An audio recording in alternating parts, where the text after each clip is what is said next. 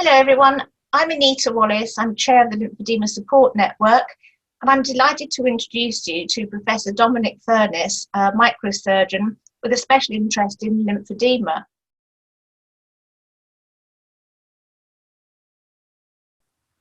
So the next question, are there any overseas clinics or surgeons who are experts in this type of surgery that it would be worth me looking into?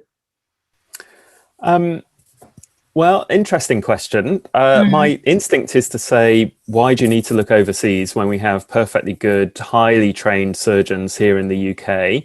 There are a group of us who have been doing this surgery for many, many years and are all fully qualified plastic surgeons, GMC registered, etc., etc.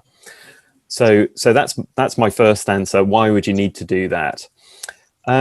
Secondly, yes, there are definitely surgeons who are qualified and can do this abroad.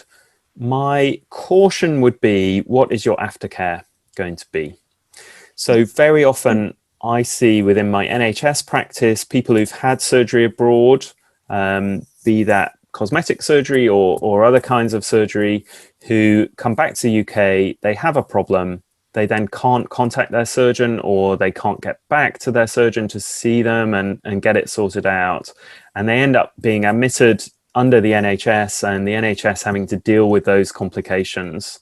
And then really you're at the mercy of your local NHS for whether they have any expertise in this, or whether they know how to deal with any such complications.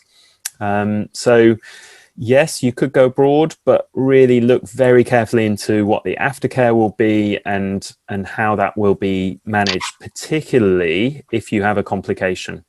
And I would certainly make sure, if I was going to have this abroad, that I would ask that question specifically of the surgeon. How would you deal with it if I had a complication? And don't forget that if any surgeon ever says to you, "Oh, I never have a complication," that's when you walk out of the room, because every surgeon has complications, and the only way to avoid having complications is to never do any operations. So yeah, bear that in mind. No, absolutely. And just to remind people, Dominic and his team are at the Oxford Lymphedema practice.